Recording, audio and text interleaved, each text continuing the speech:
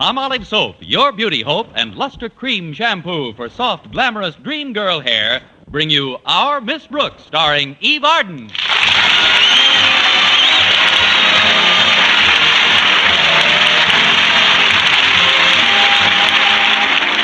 Our Miss Brooks teaches English at Madison High, and though she's fond of her work and her pupils, these last few days have been rather hectic. In fact, she's even had to neglect her favorite faculty member, biology teacher Philip Boynton. And when I have to neglect Mr. Boynton, you can be sure things are hectic. Of course, like most scientific men, he's rather preoccupied. But he doesn't spend all his time looking at frogs and white mice in his laboratory. No, indeed. Every Friday, he goes to the zoo and looks at frogs and white mice. But in spite of his apparent absorption in scientific matters, I can't help feeling that deep down underneath, there's a definite lack of interest in me. But I keep trying. Now, take this past week, for example. I had to get the midterm examinations ready, but I wanted desperately to get my work done by Thursday afternoon so I could keep a date we had for that evening. But maybe I'd better start at the beginning. Thursday morning, my landlady, Mrs. Davis, woke me promptly at 7:30. Oh, Connie, it's 7:30. You've got to get up. Come on in, Mrs. Davis. Time to rise and shine, my dear. Oh, I may rise, but you'll have to get your own shine. I'm glad you got me up on time, though. Maybe I can make up a few questions before my first class. I don't think you should do anything before you finish your work at school. You've been going at this midterm examination too hard, Connie. I don't like to scare you, but I'm worried about your health. Oh, it's sweet of you to take such an interest in me, Mrs. Davis, but work doesn't bother me. I'm healthy as a horse. Well, just the same, overwork isn't good for anyone, even a horse. You wouldn't want to get gray around the mane, would you? Oh. Heaven forfend. But I figured I'll be all right if I keep my fetlock shampooed regularly. Luster cream shampooed, that is. You've got to build yourself up, Connie. Here, I brought you some juice to drink before breakfast. Taste it and tell me what you think it's made of. I should know better, but here goes. Oh, that's stronger than usual. What's in it, Connie? Well, I would say you took a raw potato, 1 hard-boiled egg, some rye crisp, a cup of kidney beans, and some spinach, and threw them into the mixmaster. You're slipping, dear. You forgot the hominy grits. Well, I think I'll skip the juice this morning, Mrs. Davis. I've got to hurry. Walter Denton's picking me up in his car. Oh, is yours in the shop again? Oh, definitely. But the repair job this time won't cost me as much as the fine I had to pay. $20 for parking. $20? Where in the world did you park? The lobby of the Stevens Hotel. But how did you ever get in there? Just like anybody else, through the revolving door.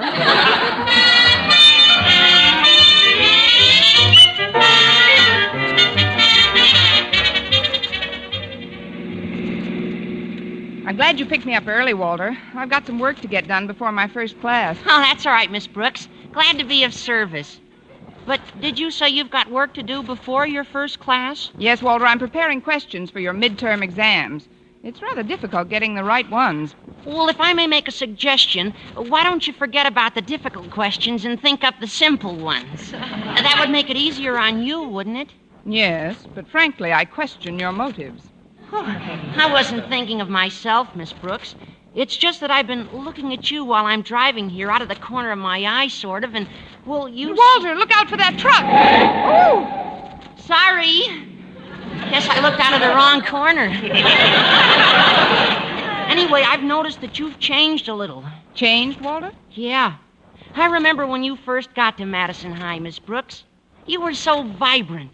You were actually pulsating with life and energy, and... oh, gosh, you always seem to be sort of shimmering. And that's not all. I come in 6 delicious flavors. I'm not kidding, Miss Brooks. You've got to watch your step.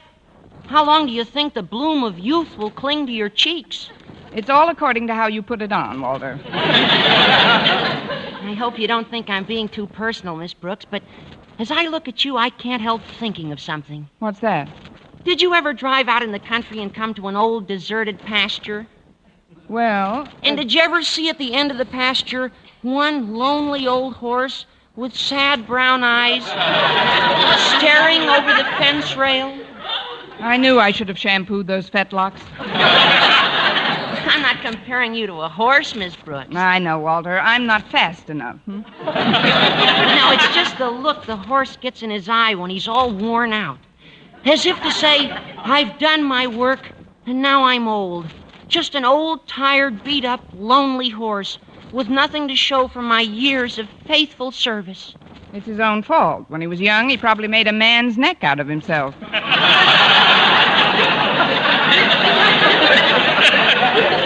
Oh, I appreciate your interest in me, Walter, but believe me, I'm not ready for the glue factory yet. I hope you're not offended, Miss Brooks. Oh, of course I'm not, Walter. You know how I feel about you.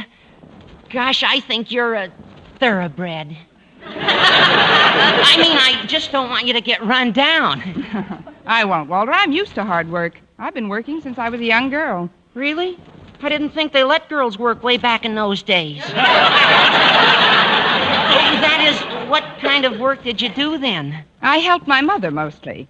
They had mothers in those days, too. Well, what did you do for your mother? While Father was out hunting dinner, I used to help clean up our cave. You sound a little sore, Miss Brooks. Oh, don't be silly, Walter. Why should I be sore? Well, the way I word things sometimes, it's a little unfortunate. Like the stuff about the horse and all. I know you meant it for my own good. Forget it, Walter. I have. Well, here we are. I'll find a place to park, Miss Brooks. You go ahead. Thanks, Walter. Oh, before you go... Yes, Miss Brooks? Got a piece of sugar?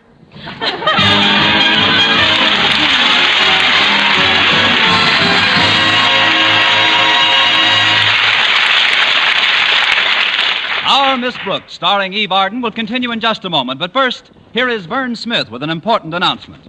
Palmolive Soap is giving away prizes worth $67,000. A grand prize of $25,000 in one lump sum, or $100 a month for life. And that's not all. There are over 2,000 prizes in Palmolive's big treasure chest contest. Ford sedans, Westinghouse laundromats, From Silver Fox scarves, Toastmaster toasters. and it's easy to enter. Complete the last line of this jingle. A fresher, brighter-looking skin is something I would like to win.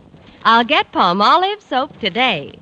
Da-da-da-da-da-da-da-da. Write your last line on a plain sheet of paper or use an official entry blank giving complete rules obtainable at your dealers. Include your own and dealer's name and address and mail with the big word Palmolive from the front of the wrapper of one regular and one bath-size cake of Palmolive soap to Palmolive, Box 92, New York 8, New York. Now, here's the jingle once more. A fresher, brighter-looking skin is something I would like to win. I'll get Palmolive soap today. Da-da-da-da-da-da-da-da. Mail your entry to Palmolive, Box 92, New York 8, New York. But hurry! Contest closes November 20th. Enter this week. Get Palmolive soap for a lovelier complexion. Remember, doctors prove Palmolive's beauty results.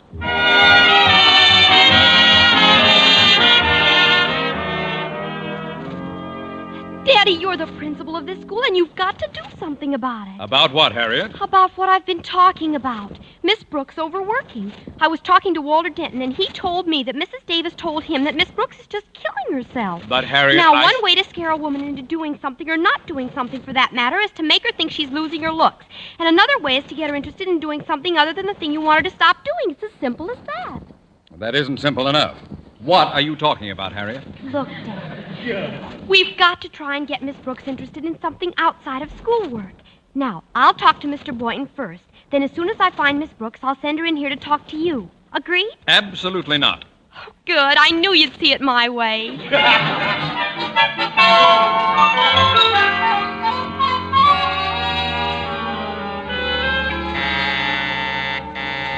That's the end of the period, boys and girls. Class dismissed. Miss Brooks, could I talk to you for a minute? Certainly, Harriet. Come on up to my desk. Miss Brooks, as one woman to another, I'd like the privilege of being frank with you. Go ahead, Harriet. Well, you're working too hard, Miss Brooks, and it's beginning to show. Where? Oh. I don't mean you're falling apart physically or anything. It's just your attitude. Since these midterm exams have to be written, you're almost constantly preoccupied. You don't seem to have your old sparkle and crackle. Oh, great. Now I'm a bowl of cereal. I know conditions in school are pretty awful nowadays, and, well, you've got a big load to pull. Here we go again. Giddy up, Miss Brooks. There's a look you get sometimes, like a... Oh, don't say it, Harriet. Oh, I wouldn't hurt your feelings for the world, Miss Brooks. There's nothing really radically wrong with you. It's just that you're taking this exam too seriously. Why, I noticed you yesterday in the cafeteria with Mr. Boynton. He just seemed to nibble at your food. Oh, that's just to make Mr. Boynton feel at home. He's very fond of rabbits, you know. You should forget about work when you're at lunch. Today I want you to relax. Sit down at that table and really tie the feed bag on. I'll cut those fetlocks off, that's what I'll do. Oh, by the way, Miss Brooks, Daddy would like to see you in his office. Mr. Conklin? What does he want to see me about, Harriet? Oh, I'm sure I don't know. Maybe as principal of this school, he feels it's his duty to keep his teachers happy. Of course, you've got to know how to handle Daddy. What do you mean, Harriet? Just take the bit in your teeth and don't let him drive you too hard. Okay.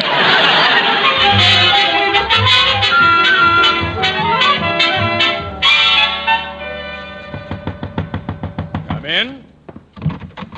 Oh, it's you, Miss Brooks. Have a chair. Thank you, Mr. Conklin. I was just finishing this report from the school board. Will you excuse me for a moment? Certainly, sir.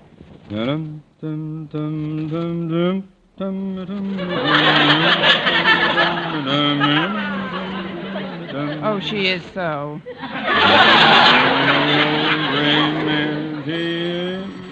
No, excuse me, Miss Brooks.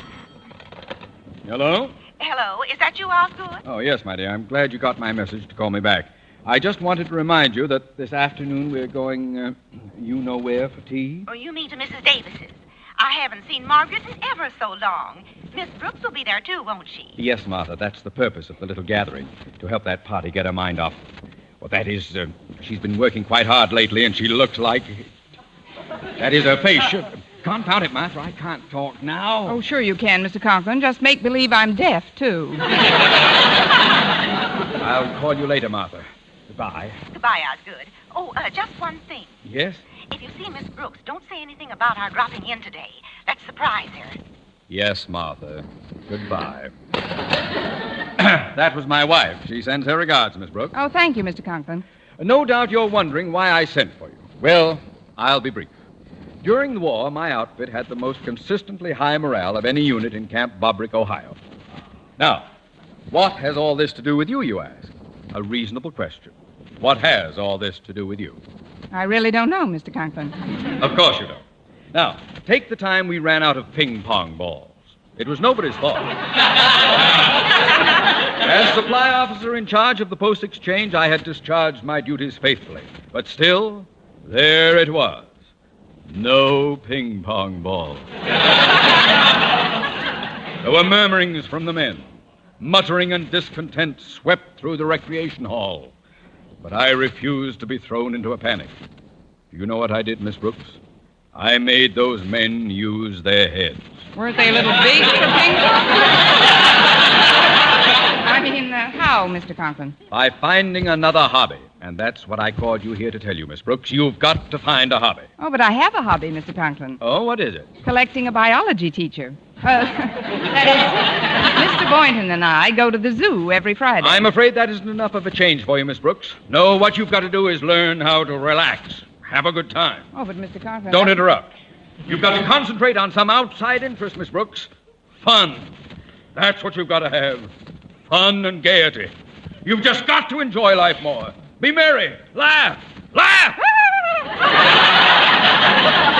I don't know just what sort of form your hobby should take, but you've got to get one. You've got to, Miss Brooks. Please, Mr. Conklin, remember your blood pressure. I'll get one. I'll have a ginger peachy time. I'll go to Arthur Murray's. I'll do something. You wait and see. Good. Good. That's all I want, Miss Brooks, for my teachers to be happy. Contented and happy. Not nervous. I don't want a school full of nervous wrecks. You hear me? No nerves. No long faces. We understand each other. Do we? Yes, huh? Do we? Yes. Before I go, Mr. Conklin, may I make a suggestion? What is it? Did you ever think of getting a hobby?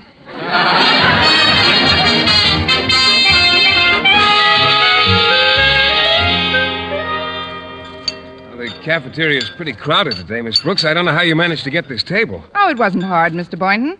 I just told the 2 students who were sitting here I'd flunk them if they didn't leave. Oh, you wouldn't do that, Miss Brooks. No, not actually. I'll get our lunch, Miss Brooks. Just tell me what you want. Oh, I'll go along. It's fun to shove the little tray along the little railing. Gives me a feeling of power. No,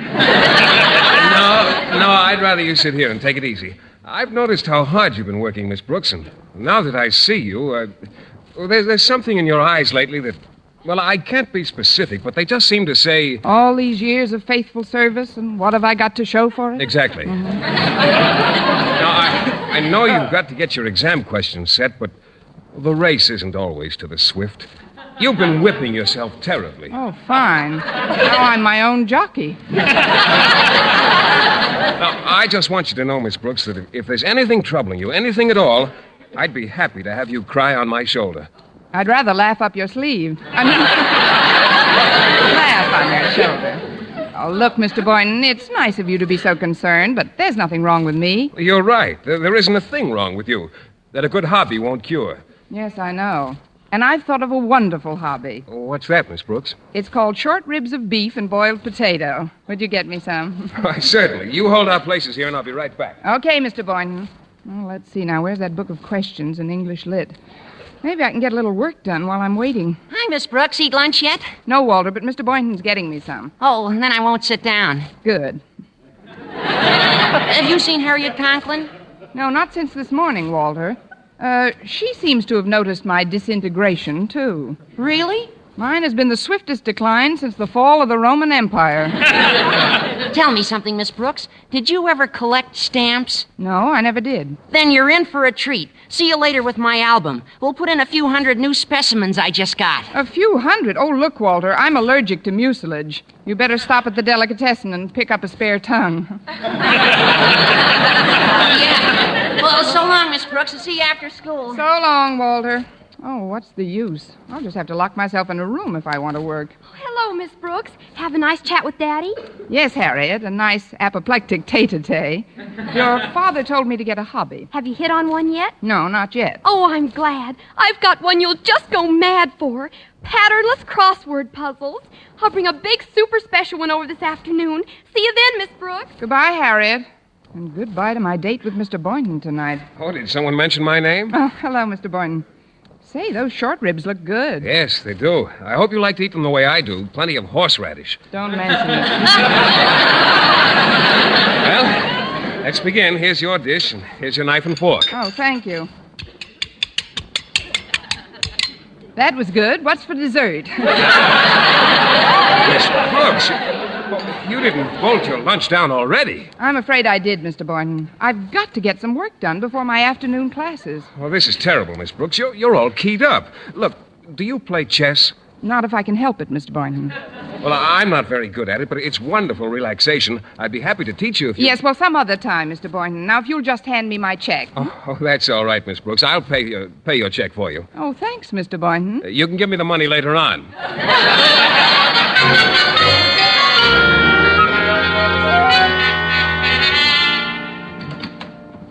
I'm home, Mrs. Davis. Yoo-hoo, Mrs. Davis. I'm in the living room, Connie. Come on in. Well, I didn't get much of my test prepared at school, Mrs. Davis, so I've got to get to work right That can wait. I've got the yarn right here and 2 sets of extra-large needles. Just look at them. My seconds will call on you at dawn. What in the world are those foils for, Mrs. Davis? I'm going to teach you to knit.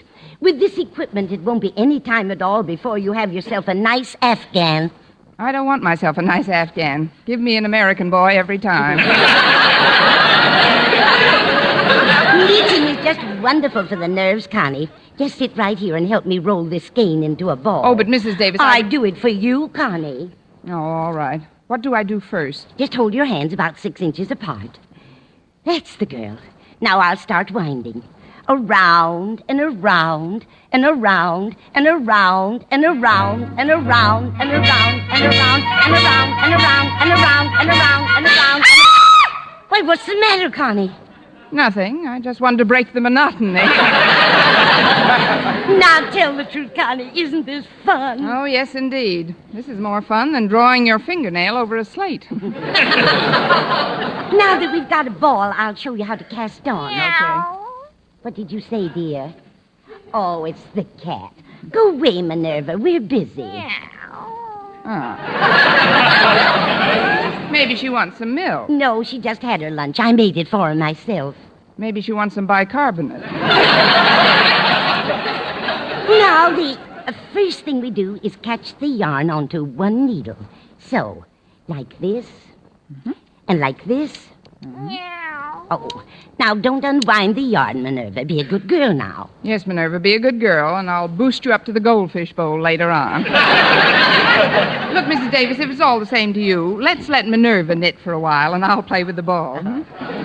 You'll catch on to it in no time, Connie. Oh, I really must get some work done. If you'll excuse me, I'd like to go into the dining room. I can spread my reference books out on the table there. Very well, Connie. We'll do some more knitting, but the dining room... Oh, I knew there was something I forgot. You better get in there right away, Connie. You've got company. That's what I like, prompt messages. Well, hello. I guess I beat you home, Miss Brooks. I guess you did, Mr. Boynton. So did I, Miss Brooks. Harriet, did you two come over together? Yes, we did. Oh. I drove him. All this and Walter, too? Well, now that we're all here, suppose we all keep nice and quiet while I do some work. Oh, you can work later, Miss Brooks. Here, I've got the board all set up. Let me show you how to play chess. So go ahead, Miss Brooks. I'll start sorting my stamps and looking for prize specimens to show you. And I'll get a crossword puzzle started so it won't be too difficult Oh, for but you. listen, The first row, here, these little ones here are pawns. They move 1 or 2 spaces forward. I know the moves of the pieces, Mr. Boynton, but honestly, Well, I let's just don't play have- one game, Miss Brooks. I'll go first. There. Now, don't rush yourself. Chess is a very patient, easy-going game. Have you got a clean handkerchief, Miss Brooks? I have to clean my magnifying glass. Here you are, Walter. Oh, Miss Brooks, Yes, Harriet? what's a 6-letter word for horse? Have you tried BROOKS? Oh, I've got an EQUINE. Look at this sesquicentennial Dutch Guiana, Miss Brooks. You can tell by the cancellation it's legitimate. Oh, look through the glass. Oh, very pretty, Walter. It's your move, Miss Brooks. What? Oh, the game. I'll just go here. Oh, here's a funny coincidence, Miss Brooks. I need a 6-letter word for hobby. MURDER. Boy, look at this one. I'll bet there aren't 3 like it in the whole country. Is that good? I'll get it. Hello, Margaret. Well, Martha Conklin and Osgood. Hello, Margaret. Where's the hobby room? Oh. Welcome to the dining room here, Osgood. Come along, folks. Here we are. Miss Brooks, guess who's here? Dr. Gallup looking for a new hobby. It's Mr. and Mrs. Conklin. Hello. all. Greetings. Well, let's not waste any time. We'll get right down to our hobbies. I brought over a bag of toys to be fixed for Christmas. I do this work every year. And I help Mrs. Conklin with my portable carpentry set. May I set my vise up over here? Oh, yes, Mr. Conklin, of course. I'll just dump these toys out on the table, if I may. There we are. That's not a legal move, Miss Brooks. Well, I was just... Oh, the chess game. I'm sorry, Mr. Boynton. I'll take it back. I'll move my knight instead. There. This will do you a world of good, Miss Brooks. Give her a broken toy to fix up, Martha. Think you'd like to stuff a few dolls, Miss Brooks? I just love to stuff a few dolls, Mr. Conklin. Before you do that, Miss Brooks, take this glass and look at this early Cameroon. What's a 4-letter word for purgatory? Harriet. Well, that's got 7 letters. Oh, you mean Harriet. The knight can only go 2 squares vertical and 1 diagonal. Oh, look at this cute little mechanical man. He can walk and everything. I'll just wind him up. Give me some of those pull toys to plane down, Martha. Here you are, dear. Are you having fun, Miss Brooks? Oh, loads, Mrs. Conklin, but would you call the little mechanical man back? He's biting my knitting needles. His electric drill's a beauty. Oh, I think it was a wonderful idea, Daddy, our having a hobby afternoon together. Oh, so do I, Osgood. It's so entertaining. Sure takes your mind off things. I'd better saw some of this down here. What do you mean, Mr. Boynton? The knight can only move 2 squares vertical. Oh, here's an awfully cute little wagon. It'll be as good as new when we fix the bell. There. Martha, could you show me that new drop stitch you mentioned last week on the phone? Oh, that wasn't a drop stitch, Margaret. That was a cable, I believe. These loose nails will never do. Never do. Motor seems to be broken on this. You can tell by the shape of the printing that this isn't A genuine. 9-letter word for Billy Go. This horn is fine now. Yeah, a little more planing and drilling should do it.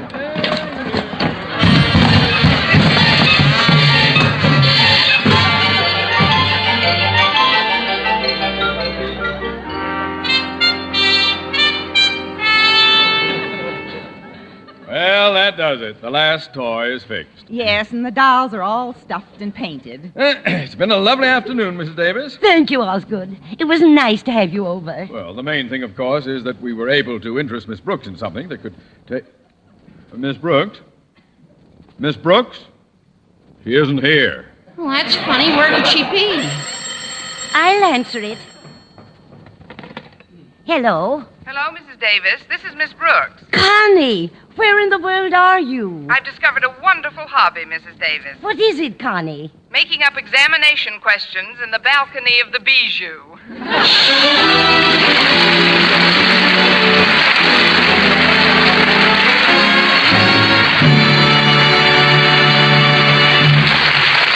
Eve Arden as our Miss Brooks returns in just a moment. But first, Dream girl, beautiful luster cream girl. Tonight, show him how much lovelier your hair can look after a Luster Cream shampoo. Only Luster Cream brings you Kay Daumit's magic formula blend of secret ingredients plus gentle lanolin. Gives loveliness lather even in hardest water. Glamorizes your hair as you wash it. Luster Cream, not a soap, not a liquid, but a dainty cream shampoo. Leaves hair fragrantly clean, free of loose dandruff, glistening with sheen, soft, manageable. Gives new beauty to all hairdos or permanents. 4-ounce jar, $1. Smaller sizes, either tubes or jars. Tonight, try Luster Cream shampoo and be a Dream girl, beautiful luster cream girl. You owe your crowning glory to a luster cream shampoo. and now, once again, here is our Miss Brooks. Well, I didn't get many questions done, but I did see Rita Hayworth in Loves of Carmen. I knew, of course, that with the examination questions still to be done, I'd have to cancel my date with Mr. Boynton. But that was almost inevitable from the beginning. When I finally reached home, I knew I'd have to buckle down. So I headed right for the dining room, opened the door, and turned on the light. Of course, you can move the night too horizontal. Why, Mr. Boynton, if I'd known you were still here, I'd never have turned the lights on.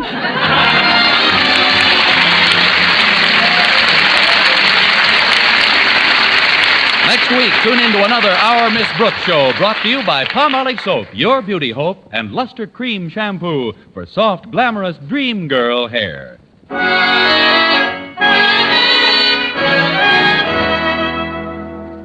Dentists know what cleans teeth best, and over 4,000 dentists say Colgate Tooth Powder with a 2-minute routine gets teeth sparkling and super clean. So to remove dull film and get your teeth shining clean, just brush teeth 2 minutes morning and night with Colgate Tooth Powder. Brush inside, outside, and biting surfaces. Always brush away from the gums. See how quickly this gets teeth naturally bright. It removes dull film that improper brushing misses. And Colgate Tooth Powder also sweetens your breath. Try it. Buy Colgate Tooth Powder today.